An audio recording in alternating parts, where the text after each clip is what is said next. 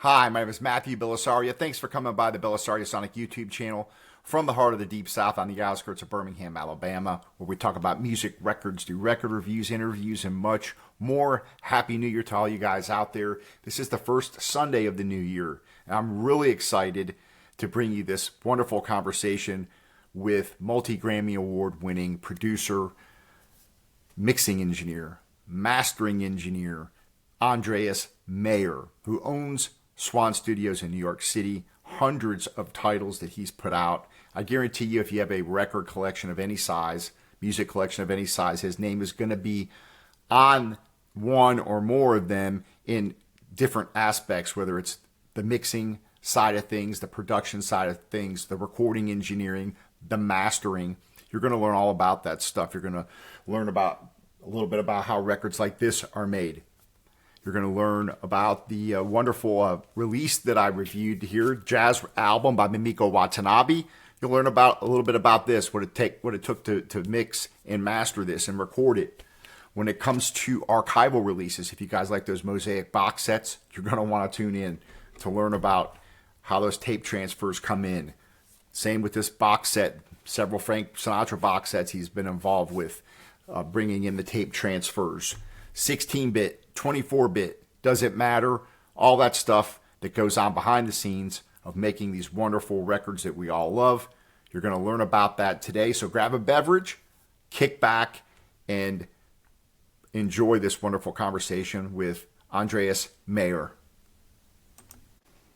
All right. My name is Matthew Bellisario. We're here on the BellisarioSonic YouTube channel, and I have a very special guest today. I'm excited to have with me a man of many titles. We'll talk a little bit about what you do, or a lot about what you do, hopefully. We have Andreas Meyer here, who is owner of Swan Studios in New York City. You do many things up there. I was looking at your website. You do record production, recording engineering, you mix, master, on location recording, videography. You have your own record label. You do tape transfers for all these archival type productions. You've been working in this industry, I think, the mid 90s or early 90s. Started off at Sony, I believe, and after you left there, you have started your own company. You've been nominated for 13 Grammys and have won 4 of them. So that I could probably take an hour to go through all of your great achievements here, but you've worked with a lot of different people. Hahn, this record sitting next to me, a lot of classical, different types of releases, including archival releases, all the Mosaic box sets. You've worked on a lot of those. Classical, jazz. I want to talk to you about some of these modern jazz recordings that you've done. But I thank you very much for coming on, and really I'm excited to talk to you about a lot of these different projects you've been involved in. Well, thank you. I appreciate being here. So I was really curious first of all, how you got started, and then maybe we can go into all these different aspects, how you're involved in all these different things that are done with these records. Yeah, sure. Well, actually, like you mentioned, I started my professional career there at the end of '94, so I literally am celebrating my 30th anniversary in the industry professionally. Congratulations. Thank you. Funny enough, though, all my degrees are actually in music composition, and but I had been doing a lot of this since I was a kid, and it all started when, like any kid in high school has a high school band and they want to record, and so we went and found somebody with a little cassette porta studio, and they were recording in their basement, and I got into it there. And as I went through school, and at school I was not only doing my studies, but I wound up doing all the recording for usually the student concerts, and I also specialized a lot in electroacoustic music composition, as well as doing a lot of student graduate film scores. So for me, working in the studio, even in school, during university and conservatory, was just a natural progression for me, and where I felt most comfortable. So once I finished with those degrees, I decided to go out into the world, and turns out my first internship was with what was called Skippy back then, Sony Classical Productions Incorporated. And then and then they took me on when they merged into Sony Music Studios in New York City, and I stayed with them until that facility shut down, and from there I went on my own, and as you mentioned, now we're at our second location here. We're entering our 6th year, I believe, here at the facility here at the top of Central Park, 77 East 110. And it's, we call it Swan Studios NYC. And along the way, I started a small record label, mainly focused on modern classical, contemporary classical, and musicians that had a unique perspective. We just keep going in our little factory here. And so how did you, so there's a lot of different components to putting together a record. And of course there's a lot of different types of records. There might be a new recording, might be an archival recording. Did you just have to naturally branch off into having to mix the record or master the record, or actually do the engineering right there on the floor in the studio? That all those just kind of naturally kind of come together for you to do all those different things? It's a good question, because actually like your introduction, it's oftentimes people are always like, wait, doesn't Andreas do this, or doesn't he do that, or so forth and so on. And what happens is when you're dealing with I started mostly in obviously the classical production, working with Sony, and in the classical world, you really as an engineer, you really tend to follow the progression of the project all the way through, from the beginning, first session, all the way through into the editing, the mixing, and then even the mastering. So it's unique in that way for the genre, because most other genres, you really do have like your recording engineer, and then you have your mix engineer, and then you have your mastering engineer, or and then there may be an editing engineer, and they all have very distinct roles, and you can even look up engineers as like, hey, this is the mastering engineer, or so forth and so on. But where that blurs is often in the jazz field, where sometimes you are actually the recording engineer and the mix engineer, or you may be the mix engineer and they want you to do the mastering as well. It's not too often where, when I'm doing jazz records, I want to do all three, let's just say, major components of the record. And that's mainly because you really want someone to give fresh perspective, someone that you trust, to the project. And a lot of times that'll happen where a good buddy of mine who owns Samurai Studios, David Stoller, he'll wind up doing the recording, and then he'll pass on the project to me to either do just the mastering, where he's done the recording and mixing, or he may actually have it brought over already. It's all depending on the client, but he may just send it right over, and I'll do the mixing and mastering on it. And this is a good way to just work as a team, and the more creative energy you get to these projects, oftentimes it's better, because you run the risk of, if you are the same person through and through, you run the risk of not catching things, or maybe the project goes in a direction, you kind of go down that pigeonhole, or whatever. I guess, right, called a rabbit hole. And yeah, you just get yourself stuck in something, you don't even realize it, whereas fresh ears always is a good thing to have on the projects.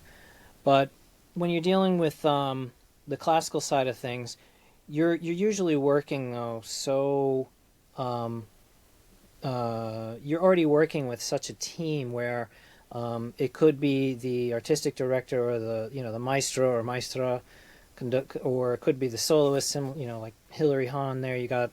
And so you're working with that team, as well as most likely, whatever producer you have, and they have a very clear vision in classical what they want, and in order to retain that vision, they really want to have someone that's been on the project from the beginning to the end.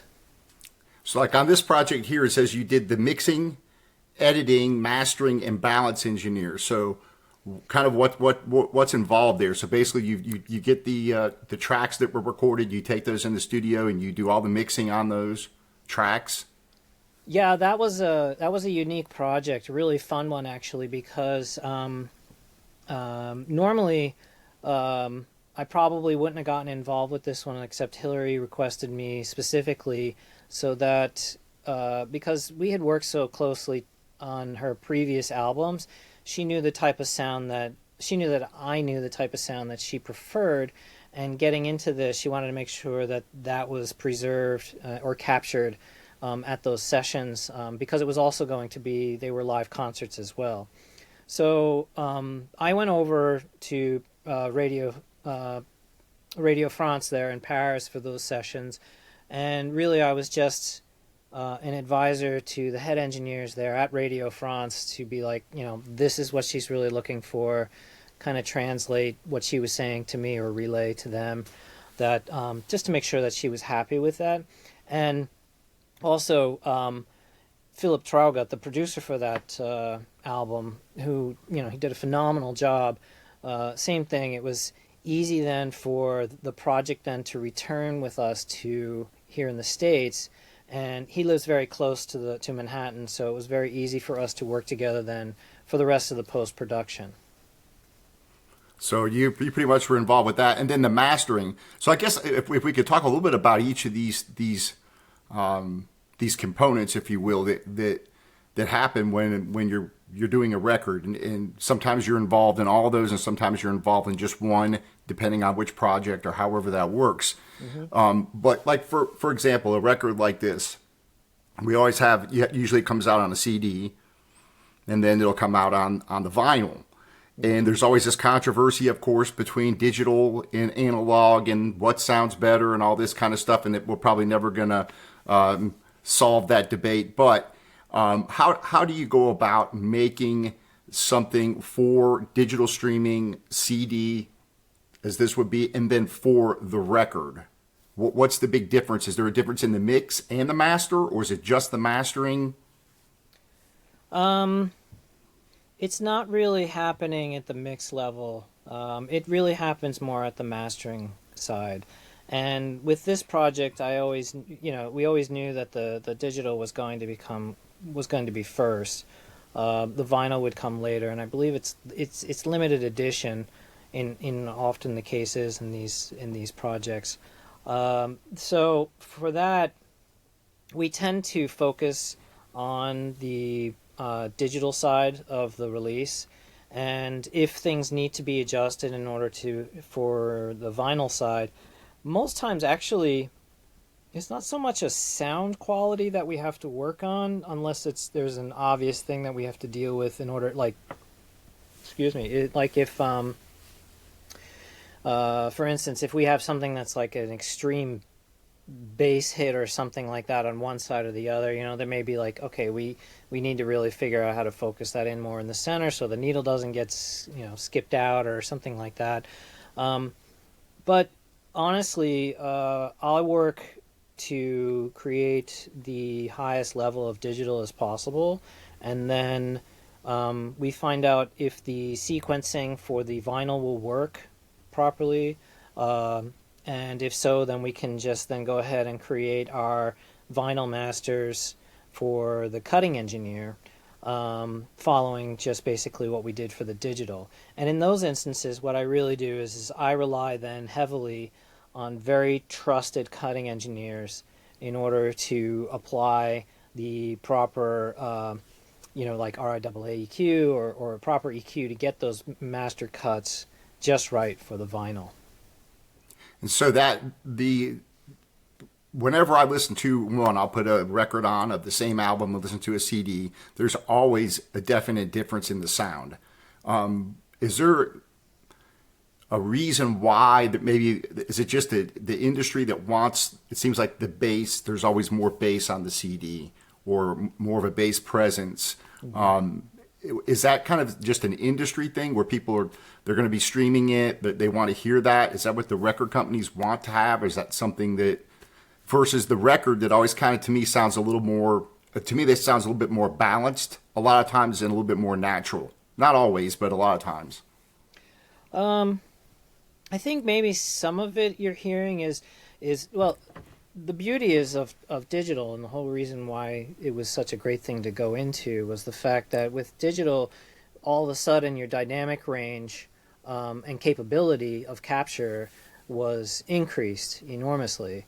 And then that's the whole idea of behind higher and higher resolutions of digital is how can we, one, it not only helped us increase the dynamic range even further, but more importantly, the amount of time between, as digital is a sliver of a snapshot every, so often within a second, the closer we got to them, the more accurate we got with time. And so in that respect, digital, you have a sense of, the human hearing is 20 hertz to 20,000 hertz, but it's not about getting higher and higher above 20,000. What it really is about getting closer and closer in time with these snapshots, because I honestly feel that our sense of time is actually stronger than our sense of hearing. So that is what is actually happening in the digital realm, and why we are able to maybe get a sense of greater imaging, greater frequency response, greater all these dynamic ranges and things like that. But then there's also a very physical limitation with vinyl. Don't get me wrong, I think it's beautiful. I think I grew up on vinyl. But what's interesting about vinyl is that you do have a more limited dynamic range, and you also do have these EQs that have to be applied to when you are cutting your masters, and then on the opposite side, you're on your phono replay, your preamp. And in that is built in these EQs in order to make sure that due to the physical limitations, your needle will track properly all the way through without it being skipped out or being tossed because the volume all of a sudden hits 140 decibels or something like that. No, that doesn't happen in vinyl. You have to control all of that. And so in that sense, what happens is sure, your bass hits, if they have extreme volumes, they have to be toned down a little bit more. The upper register, you don't want to have, you want to still try and minimize that surface noise on vinyl, so you will have that very slight roll-off. And there's these things which are interesting about vinyl is that, people always say, oh, it sounds so much warmer, and it's well, to me, I'm like, I don't know if it's the vinyl or if it's actually the way over history and time our EQs we figured out how to really sweeten that EQ in order to have really nice playback on vinyl in comparison. That's interesting because you have basically that's a roll off in the bass on the record, and you bring that back to do that. Is that RIA curve, and then your treble is the other direction, and then when you go back, your phono preamp basically puts everything back, right? Exactly, because you can't cut with a lot of bass engine. You can't cut your master lacquers with the full energy of your low frequencies, and at the same time you want to make sure that all the detail and the sparkle of the high end does get captured, so you actually boost that while you're cutting. And then the RIAA curve, like you mentioned, it reversed that on your playback systems. Exactly. And so my question always is how accurate is that when they're cutting that and then it gets turned back around on that phono preamp? It depends on, obviously you can have thousands of different preamps. They're all going to sound a little different, right? And this is the absolute magic that which is why I trust a handful of cutting engineers, because the cutting it truly is magic, and you can hear this specifically. Like we just did for Impex Records. They have a fantastic release out now. Frank Sinatra, Sing and Dance. Oh, I saw that came out. Yeah, Yeah, and so it's I want to get fantastic. that And one. they just released the one-step process of it, which just sounds absolutely heavenly. But the curious thing there was the way the cutting was done was we realized, oh, one, we had to resequence because the Frank Sinatra, well, you know how it is. He's front and center. It's big band stuff, so it's really amazing. So, but what we were realizing was, if we used a certain preamp on the cut and one was like a tube, or whether or not it was solid state, then what would happen is it would change the color ever so slight, but the vinyl just took it so much better, and it created a overall smoother sound that was much more enjoyable than if we stayed with the same all the way through and through. And so Wow, this wound up interesting. being like, a typical example of like when a cutting engineer really knows their craft. It's a wonderful addition to get. I mean, if I can't recommend that title enough to people in the vinyl version. Yeah. So that's really, it's interesting because this channel focuses a lot on vinyl. I do mostly vinyl reviews, but I'll do SACD comparisons. But these older recordings, so for example, you've done like tape transfers. You did this one, I think, The Voice in Time, Frank Sinatra, Yeah. one that was done, right? And you did, I think, several Bob Dylans you've done, Elvis, things like that. So when people, they're used to hearing those on record, or at least a lot of the stuff. Some of this stuff was not previously released. But when people are used to hearing that on record and you get it and you're supposed to take the tape, you do the tape transfers. And I think on these, you just did the tape transfer part of it.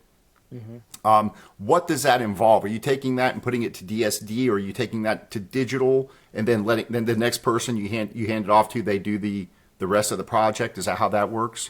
Yeah, if we're hired strictly to do an archival transfer, be it for just straight archive, or we know eventually it will go into some kind of production, then what we do is we will either transfer it at basically AAS standards for archival purposes, or what we'll do is we'll ask what format they're looking for in particular. But as you mentioned, like the Elvis catalog, when that all occurred, when I was still working with Sony Music Studios, when they were still in operation, and for that, the entire catalog, the way I handled it was they said, all right, we want a PMC version of that, and then we also do want a full DSD. Plus, a large portion of it, I actually round up, they wanted 30 IPS half-inch. That got a little expensive there after a while, so then they cut that portion out when they realized they had multiple copies of things. But from what my understanding is any current Elvis catalog that's being done, specifically by Sony, legacy catalog, all that's supposedly being done from my DSD transfers that we did back in the early 2000s. Now, how do you ensure when you get those tapes to begin with, and you're going to put them digitally?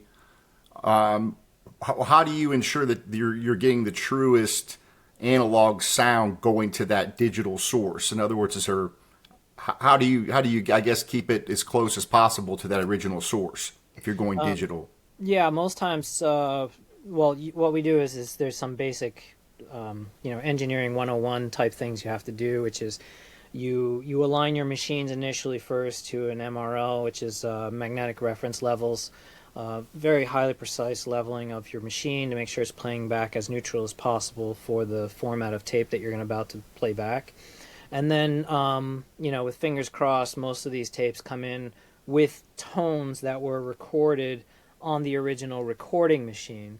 So then what you do is you then align your playback machine to match those tones, so that now your machine is playing as close as possible to the original recording machine, and then this way you get the best possible transfer from it. And then these are all, are they 24? What's the bit rate and sample rate usually on those? Is it 24 bit? I guess now maybe back in the day there were less, or Yeah, it was interesting because when I got started professionally, we were just transitioned from 16, like our highest resolution was originally 48, 16-bit, and at Sony they were already doing now 20-bit, and you would see on some of these early 1990 CDs, it'd say something called the SBM Direct, and that was basically a proprietary dithering that they had to go from the 20-bit to the 16-bit at 40 CD standard, and it was a way of helping to keep some of that higher resolution in the 16-bit. But and then obviously we very quickly went over to 24-bit, and then where it really started going was the sample rates. First it was double speed, then it was quadruple speed. Now we're seeing things to compete with DSD, which is could be the 384 sample rate, or it could be the DXD that Pyramix is doing, which is a lot of people are doing it their SACD production that way, or if they're doing true DSD, they could be calling up Gus at the SACD center and renting a machine and using Sonoma, and that's true DSD from the inside, going in on the conversion. Any sort of post, it stays in DSD. It doesn't get converted over to a PCM format, and then it goes back out as DSD masters for manufacturing. interesting.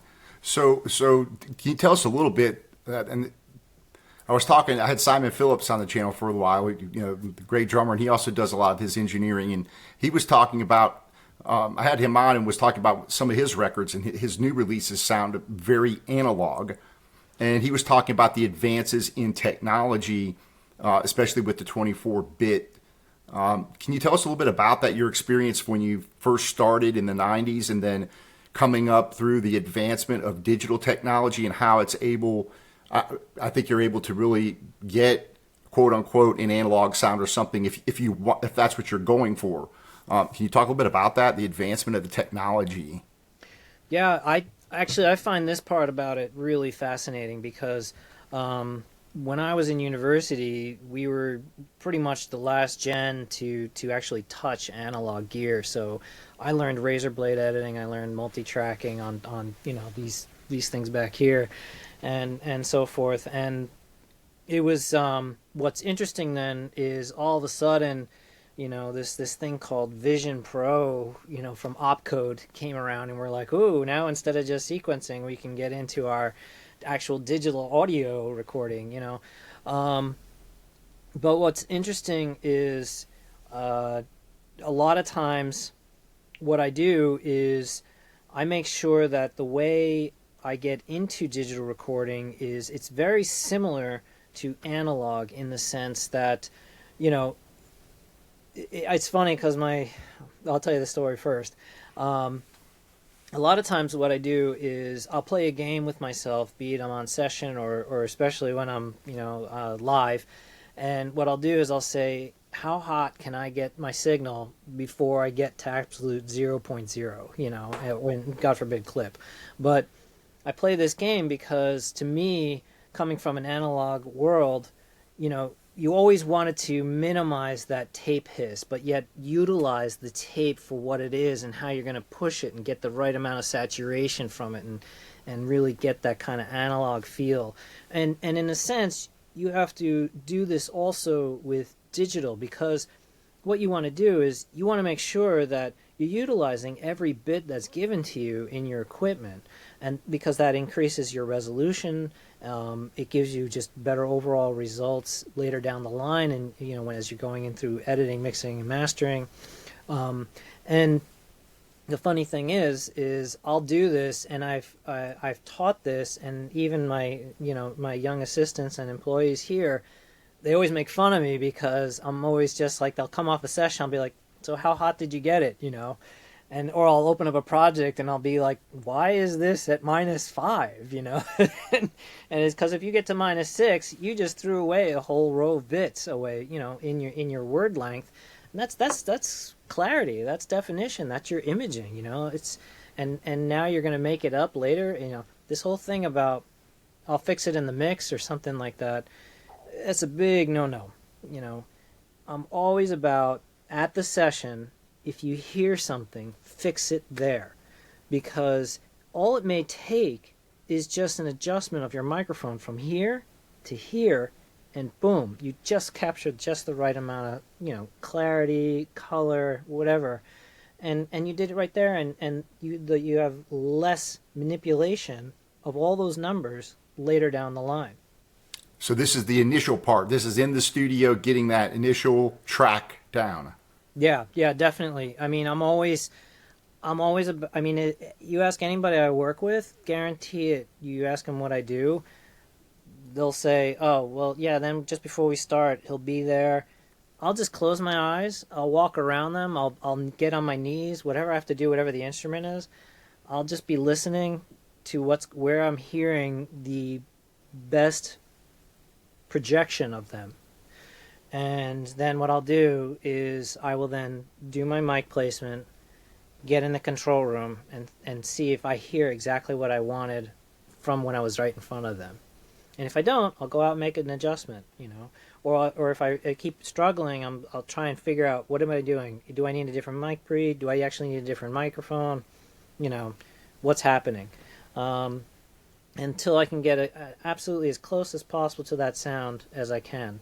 And you know, bring it back full circle, this is what I've always done with Hillary, because, you know, she has her instrument right here. She knows what it sounds like, and she knows what that projection's like coming back to her.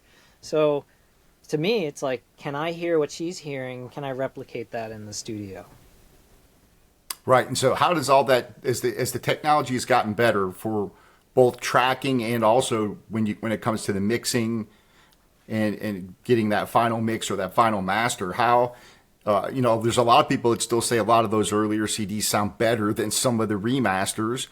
You have people that complain that the CDs are too loud, that they brick, you know, that the record companies want, when you play the CD, they want it to be loud. So they're all trying to get it as loud as they can.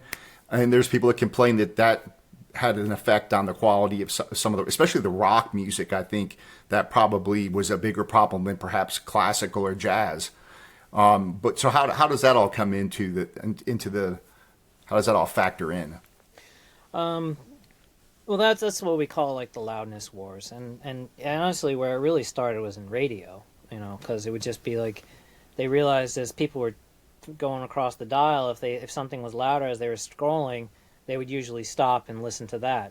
So the same thing kind of came over to music, and so you're correct. It's interesting to see something like, for instance, we took an example of Nirvana, Smells Like Teen Spirit, you know, released in 1991, and then how many reissues, and then you just put it, you don't even have to listen to it. All you have to do is just put it up into your DAW, and you look at the waveform, and you realize all this dynamic all of a sudden became more and more rectangular as the years went on, and it just got louder and louder, and you're like, you know, it was such an unfortunate thing, but they were like, oh, louder's better, louder's better. Now, in the beauty is that in streaming, the new standards are all based on what the required levels that will actually allow you to retain a lot of the original dynamics. Because if you push it like we did with CD CD mastering or what have you, if you push it, what winds up happening is that these streaming platforms will be like, your average overall energy level is too high, so now we're going to take your master, we're actually going to lower it, and then we're going to put it out so that it's now at our correct average level of streaming. And this is and what that effectively does is, if you submit a master that is louder and you think it's better because it's louder than your previous or your competitor or whatever, what'll actually wind up happening is they'll take it and they'll lower it, and they actually squash your dynamics even further in order to do so. So now the beauty is we're actually able to retain a lot more of these dynamics, similar to the way it was done earlier, where in vinyl you could, even though you're working within a shallower dynamic overall range, you had a lot of dynamic movement within that range. And this was actually a very interesting mistake. We'll just say mistake. In the early digital production, was that they're like, oh, look at how much more dynamic range we have.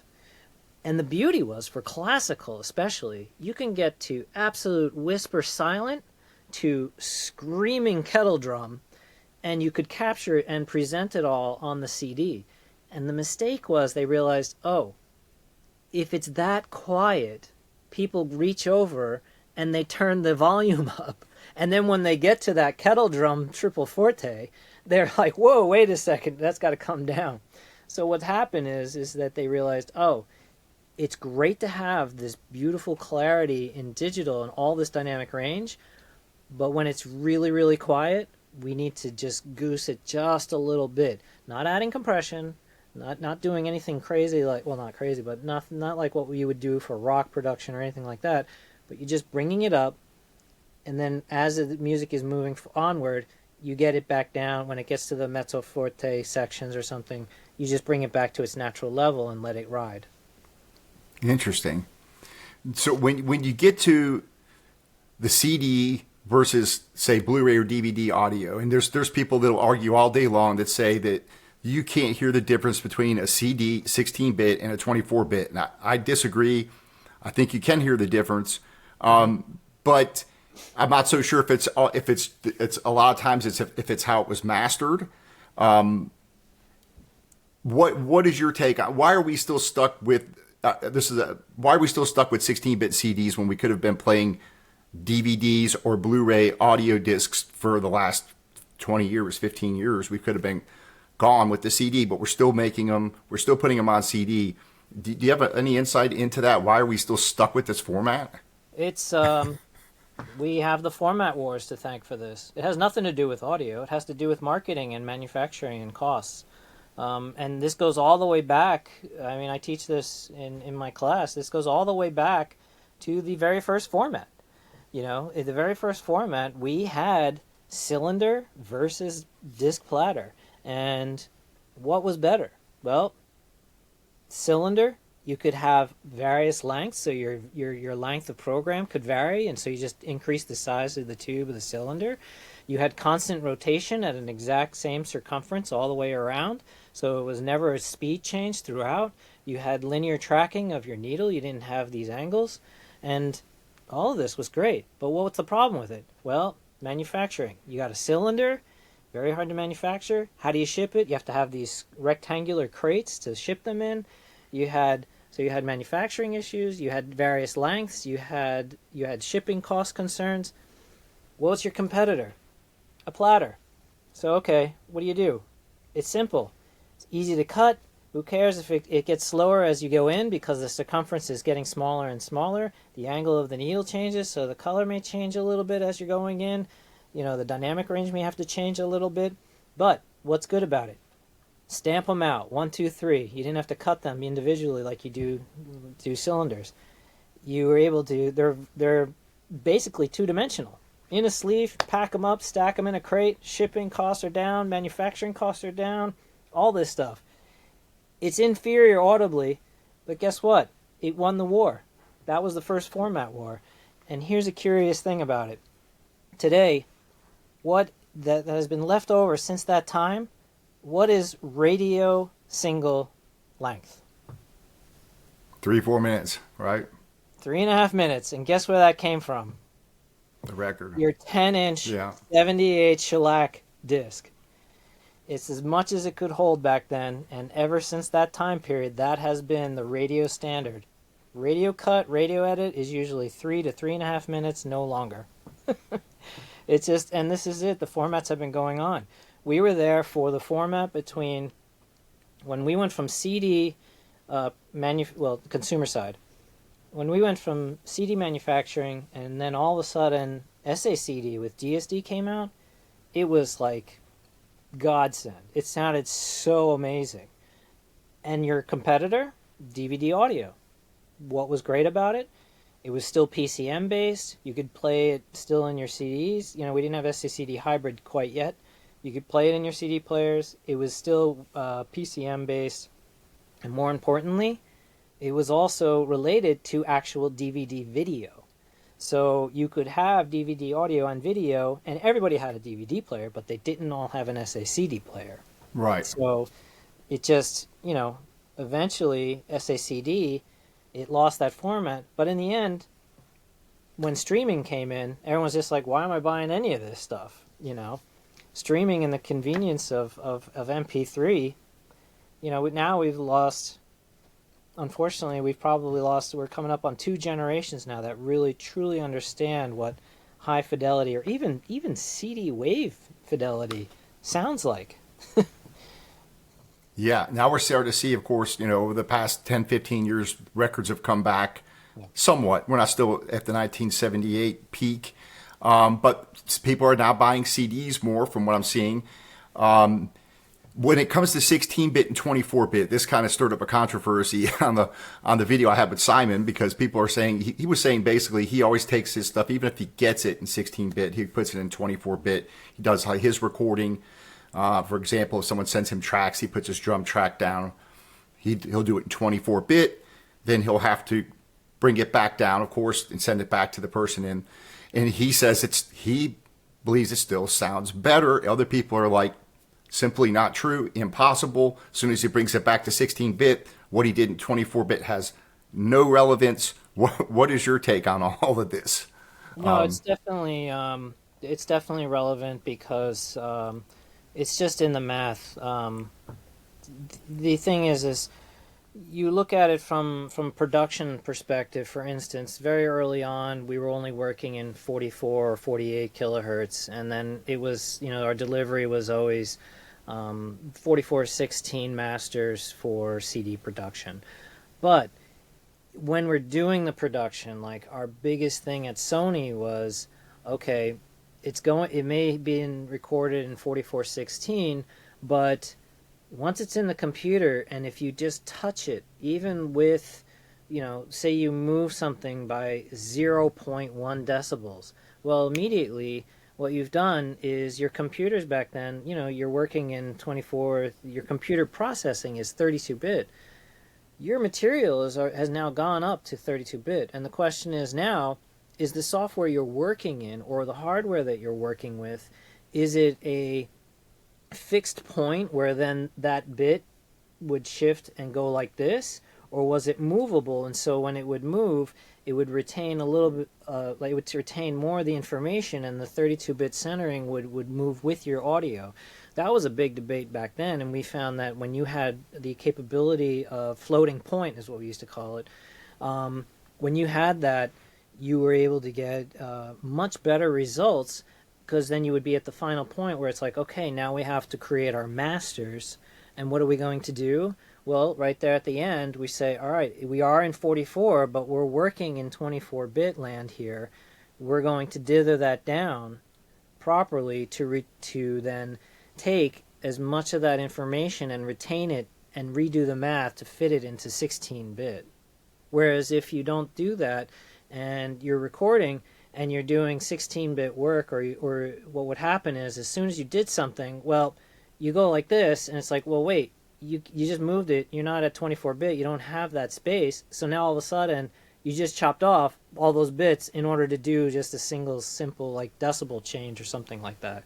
And the more you do that, the more you're truncating your word length, even though you say, oh, I'm working 16-bit. It's like, no. You're truncating even further on down the line. And you definitely hear all that processing. Definitely. Interesting. So it's even when it comes down to when you're doing a lot of editing and all these different things that you're doing with the music, and if you're doing it at that 24-bit, you're losing a lot less than if you'd be doing it at that 16-bit level. Is that? Yes, correct. It's always working at the higher resolution. Like now, for instance, whenever I set up my projects, we may be recording at whatever sample rate, 24-bit because that's what the converters are. But my computer DAW software is set for 32-bit already, just so that I'm already capable and thinking, all right, I'm going to be in 32-bit land because when I do my processing, I want to maximize the complete word length, as large as word length as possible, in order to retain as much of that quality that we captured at the session originally. Gotcha. And when you're doing these archival projects, so you've done a lot of these Mosiac box sets and things like that. When you take those to digital, and they're obviously coming from old analog tapes, right? A lot of these. Yeah.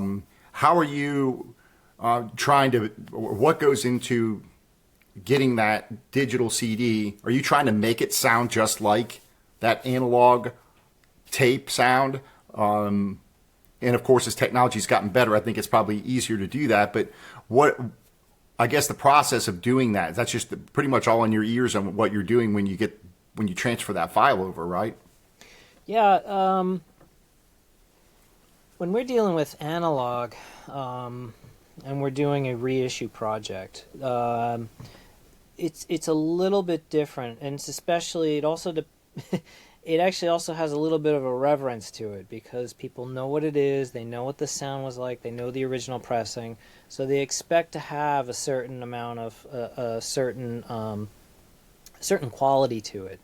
So it's not like you can take something and then all of a sudden say, all right, I'm going to make this sound like it was recorded today, No, you can't do that because you're not being true to the original aesthetic. But what we do is we say, all right, how was it presented originally? And we always refer to references. So how was it presented originally? And then how can we enhance that presentation so that as an audience member listening, we can feel that much closer to what they've done and produced back then in the original sessions. So what's curious is, like, for instance, if we're working from tape, it may be that as we're doing the transfers, we're hearing the analog edits go by, and we'll make note of it, and then what we'll do is we'll literally clean them up and make them a lot smoother in the digital version. Or perhaps you're hearing between the edits or between certain takes, you're hearing various mixed level changes. We'll smooth those out as well. So we want to just, the less technical that gets in the way of you listening to the music is our goal, to make it so that you're being presented with a very authentic original version in the best possible light as we can produce. And on some of these, for example, if you're taking some of these old live recordings that perhaps didn't sound so great to begin with, right? Because a lot of these are kind of archived recordings that had never been released before, perhaps. So when you get those, I would think you probably have a little bit more liberty there to try to clean those up or make those sound better. And how do you usually do that? Are you remixing? You probably can't remix those, right? They're probably already on a tape already mixed, so you have to just deal with the transfer, right? Yeah. What we'll do is, first off, it's the same thing. We just try to initially get the best, most optimal transfer as we possibly can off the media, however it comes in. And then what we do is we start looking at it, and we're just like, all right, how is the music to noise ratio, especially if we're dealing with pre-tape era stuff, we're dealing with disc material. How much of this should we consider reducing in order to bring the music more forward? How was the music recorded? Is it a little on the bass heavy side, or is it there not enough bass, or so forth? So then it might be coming down to, like, we're going to EQ things a little differently, and then overall, how are the dynamic ranges? And it's a whole list of questions and aesthetics that you're going through while you're doing this process. And the idea is that you just want to make sure you have you present the artist. Most importantly, you want to present that artist in the best possible light. Again, When it comes to mastering, if we can talk just a little bit about what mastering is, because you read a little bit about it. I've messed around just myself. I did like a live recording here for a jazz jam session, and I mixed it and mastered it, if you want to call it that. But when it comes to mastering something, I think a lot of people think you're just basically taking all the songs and making sure they're all the same level and it sounds good as you play through through the disc or what have you.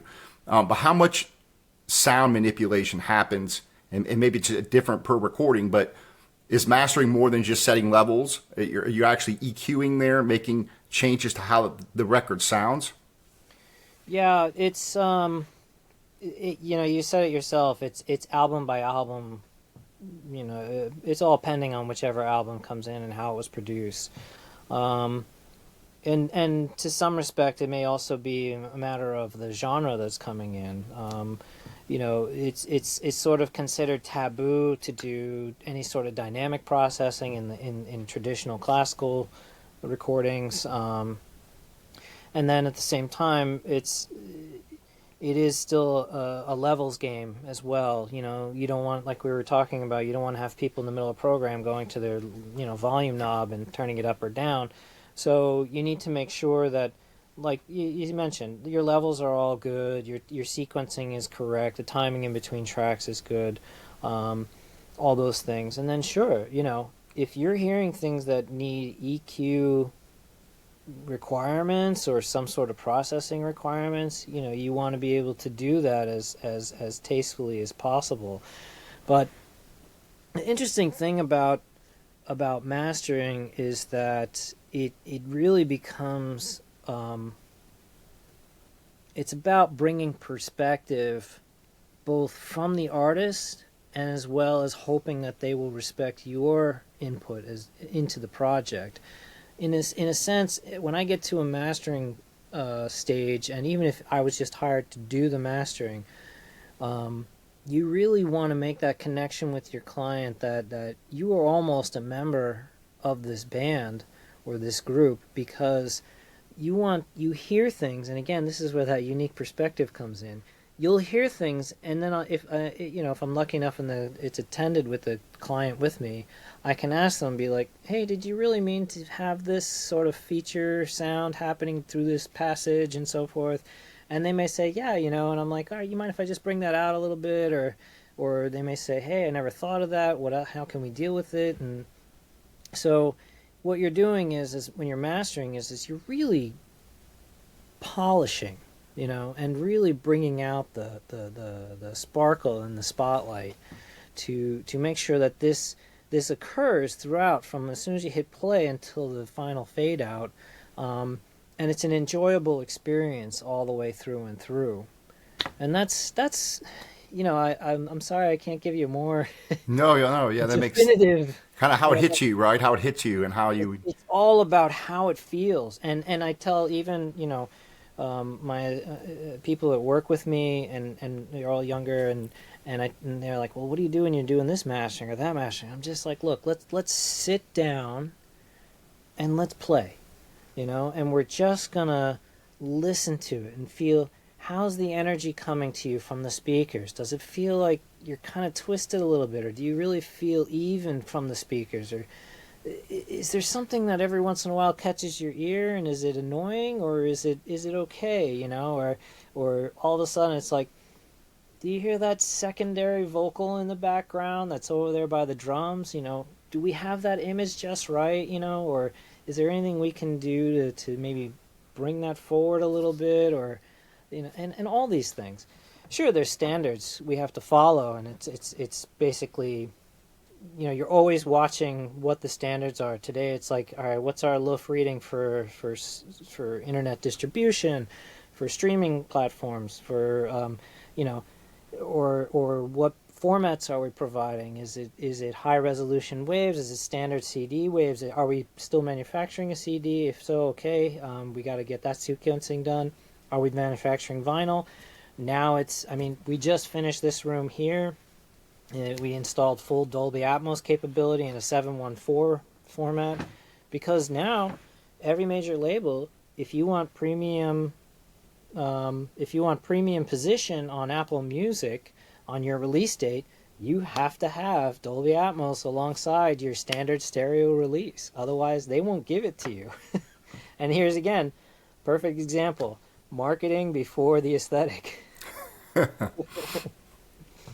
So you're making pretty much a master for all those formats. You're going to make one for streaming, you're going to make one for the CD, and make one for the vinyl if you're going to do them on all those, and they're going to each pertain to each of those formats.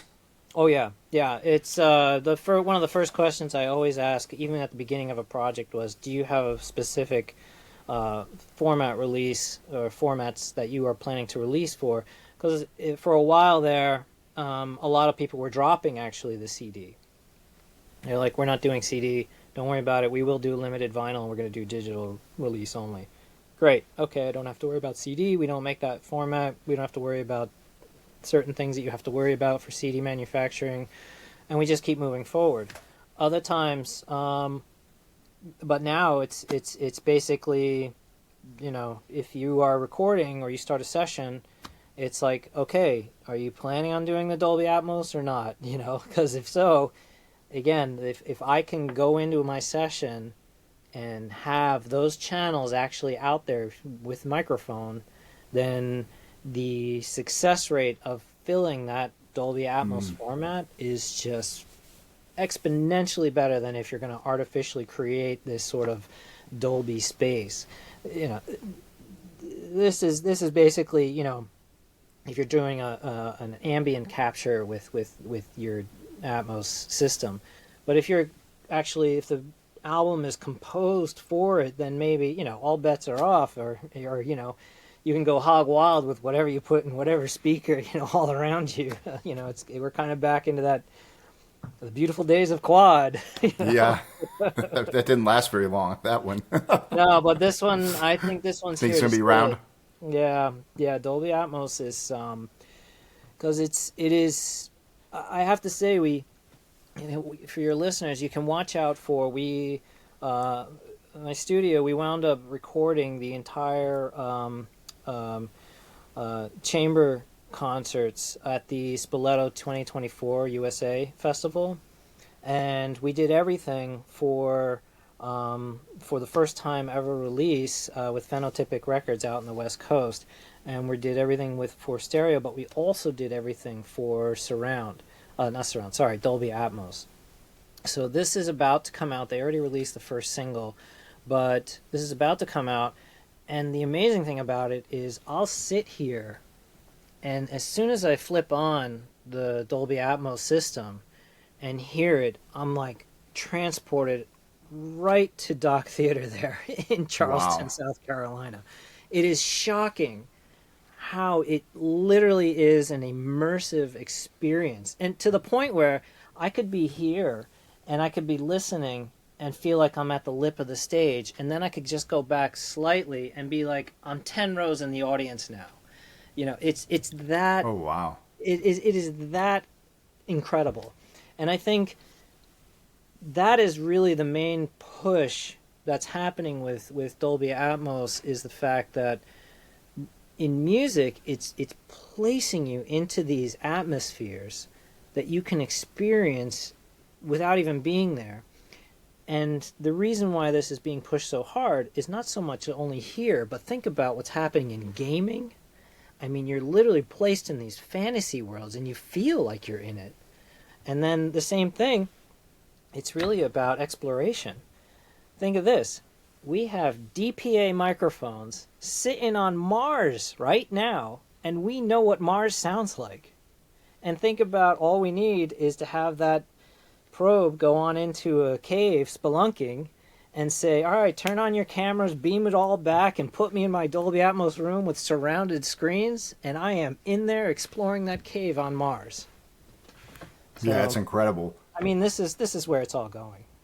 Is that going to be out like on a Blu-ray set or something? So would you play it on your system, or is this going to be streaming? Actually, or it's fantastic. Paul Wianco, the artistic director, and he programmed it so that we have 3 full CDs worth of music from these chamber concerts that we picked out. Then, so all of that will be released for streaming, for regular CD, as well as all of it will be available for Dolby Atmos. Then what we did was, the label, Phenotypic, they really wanted to have vinyl versions, so we actually went and created, out of those, we created a nice set for a single vinyl with really like the highlight of the highlights, so that they're on vinyl, and Yeah, it's gonna be a beautiful project. Awesome. And what's the title of it? I believe it's gonna be called Spoleto Music Festival Okay. 2024. Cool. I'll Yeah. keep an eye out for that for sure. So, yeah, we're very excited about that one. I wanted to ask you before we go, and I told you I could talk, so this album, and you've done several of these for this JoJo label, this jazz stuff, right? It has on here that you recorded, mixed, and mastered this album here, and I think you've done three of them. Yeah, we've done a few of them. Actually, the I have to correct it. The credit was incorrect on that album. That Okay. one, actually, I did record it and I did master it, but the mixing I had done by Nancy Conforti. She's an engineer And here at the she works for soundscape. you, right? And then Yes. this one here, I think, was another one. Yes, Mamiko. Yeah, yeah. Yeah. So, can you tell us just a little bit about those? And the reason these sound fantastic. I mean, these are audiophile, beautiful recordings. Can you tell us just a little bit about how you did these records? Yeah, the Yotams was done actually over at Samurai Hotel Recording Studio, and Mamiko we did at Sound on Sound Studios in Montclair, New Jersey. Um, and the nice thing about it was, well, both studios are really fantastic places to work.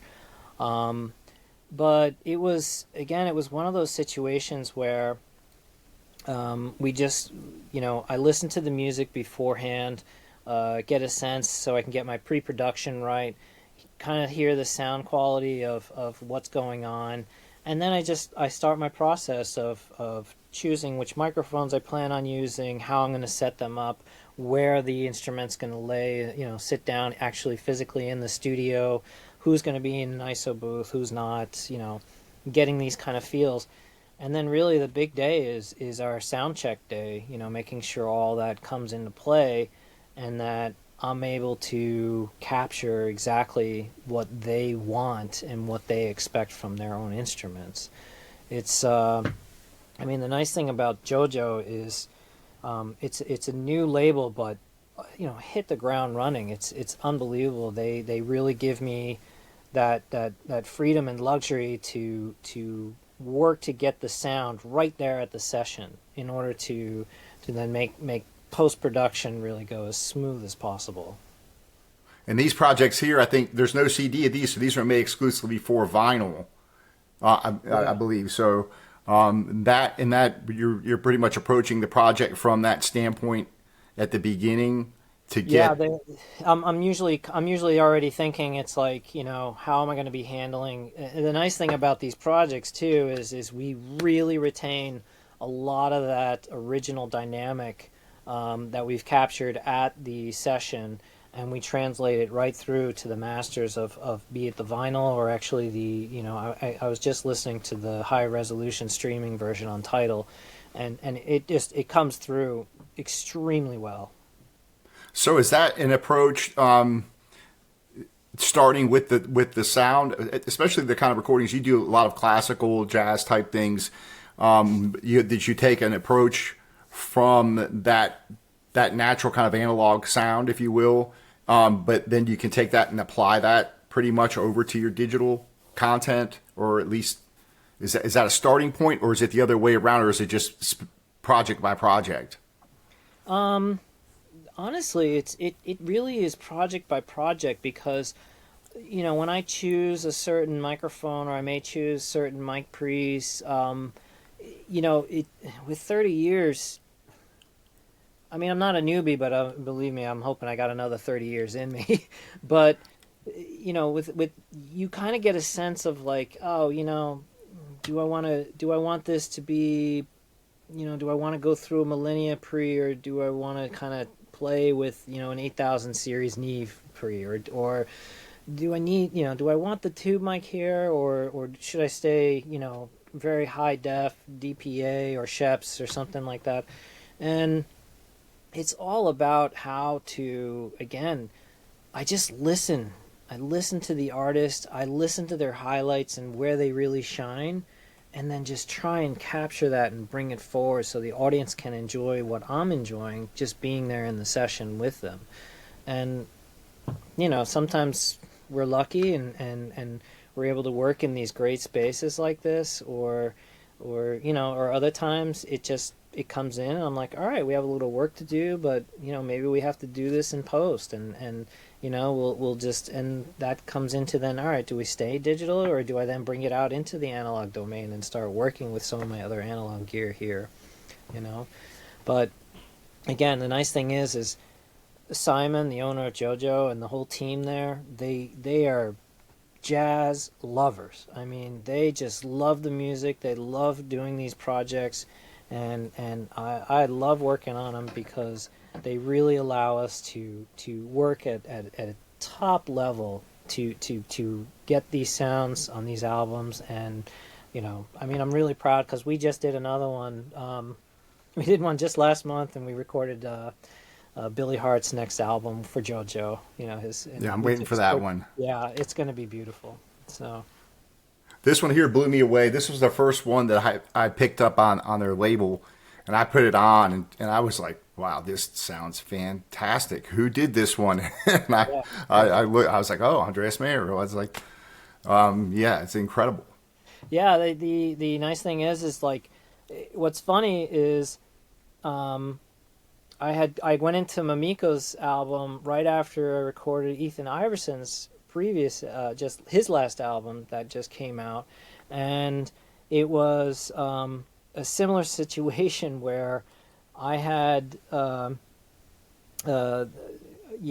approached me and they said, look, we really love what you did for Ethan's albums, and he's a Yamaha artist, and they're just like, we want to hire you to record Hiromi's next album. And so it was great because Concord picked it up, and we did the whole thing. It was Hiromi and Sonic Wonder, her band, and we had a full week of recording with Yamaha Tech at the session right here at the Berkeley Power Station here in the city. Again, phenomenal project to work on. Hiromi is just a monster jazz player. Unbelievable player. I mean, and what a show. Yeah. You get the chance, you must see them live. I've only seen them on YouTube, and I have a few of her DVDs of her concerts, and those blow me away. But I would love to see her live. Yeah. It's an incredible musician. Yeah. So, all right. Well, I know you're a busy man. What projects do you have coming up? Or what are some? How many projects do you do? I mean, how do you juggle all these? You're doing things at your own studio, right? You're going to different studios to do, various things, or maybe you're just getting a project in the mix or master or what have you. How many projects are you doing? I mean, is it 100? I mean, you've got probably 500 listed on Discogs. I'm sure it's probably way more than that, but yeah, we have a lot of interesting projects on the books right now on the schedule. Our big classical one in reissue right now is we're doing the complete recordings of Kuzovetsky with the BSO and the entire RCA Victor catalog of recordings. That's actually going to be a 55 CD box set with for Sony Masterworks. These projects are. That's over a year long. That'll take us a while, and so we've been working on that one since the beginning of August, and it'll probably go until August, if not further. So we're working on that. We just wrapped up for Mosaic Records. Another one. The Vanguard small swing bands and Vanguard solo piano. Oh wow! Those are going to be. We just delivered that yesterday, so that we're really excited about. And then we have some nice surprises from them. Can't say anything, I'm sorry, but some really beautiful titles coming up from them in 2025. And on the new recording side, did a gorgeous recording over Thanksgiving week with pianist Amy Yang and violinist Alexi Kenny, and we were able to actually gain access to Curtis's rehearsal hall, which, which is Gould Hall. It's just beautiful. We did that in full Dolby Atmos, and she was actually playing a forte piano. It's a gorgeous, gorgeous instrument. So we're in post on that, and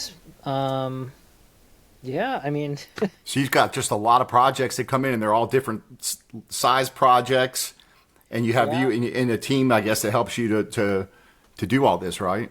Yeah, we all work as a team. I really took um, my lessons learned over I was with Sony for 14 years before they shut the studio down, and the beauty of working at that studio in our department in particular was that we all worked at the highest level possible as a team.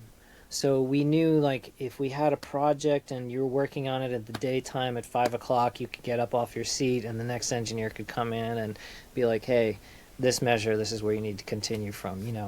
And we all knew that, like, it was wonderful to work that way, and that instilled in me how when I have members come in and they come in and they work for me or they work here at the studio. One, we always want to make them feel at home, but two, we always want to push, always say, how can I make this better? How can I bring that artistry even further to light, so that to make this project just shine. So yeah, we all work together. There's a lot of protocols here in place, and we just do the best we can and keep our little factory going. Awesome. One last question, if you have time. I don't want to. I don't want No, to of keep you, course. but I could I'm here. keep asking you. I'm When here. you were doing a master, how many different sets of speakers? Because how do you, just in as brief as you can, how do you make it sound where something will sound great on big speakers in your room? They're going to sound good in your car. They're going to sound okay on your good on your headphones or streaming. How do you master something like that? How do you get it to sound well on all those different size speakers? Right. Okay, I have been on the same speakers that I absolutely love, even though I've tried other ones, but I've been on the same mastering room speakers almost my entire career. Um, and different models, but the same manufacturer. And they're extremely accurate, and they're full resolution, which is important to me for this final process. And um,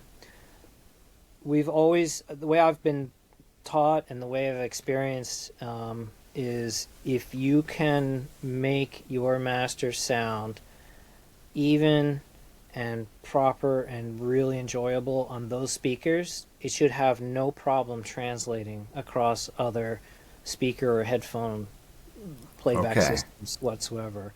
Do I listen otherwise? You bet. As soon as I'm done, I'll next time I drive, I still have a CD player. I pop it in. I'm listening to it in my car. I'm listening on some cheap headphones. I'll bring it to my other rooms. I'll play it on other systems. And that's just basically a quality control issue. Make sure I can hear it. Make sure there's no issues I missed in the studio across these other platforms. And I'll even put it on this laptop and hear it Oh through the yeah. laptop speakers. But honestly, it should always, if it sounds good on your mastering speakers, it should be transparent and transfer and translate perfectly to all the other systems. So that's that experience of having done it for so long with that same kind of speakers that when you hear it back and you get it the way you want it, it's gonna sound good pretty much across Yeah. those platforms. Yeah. The Yeah. only variance, the only variable to that now to me was when I went from my first studio to our location now. I mean, I told my acoustician, Criterion Acoustics, I told them, I said, design it, no hold, don't hold back. I mean, I don't care what it costs. This is once in a lifetime.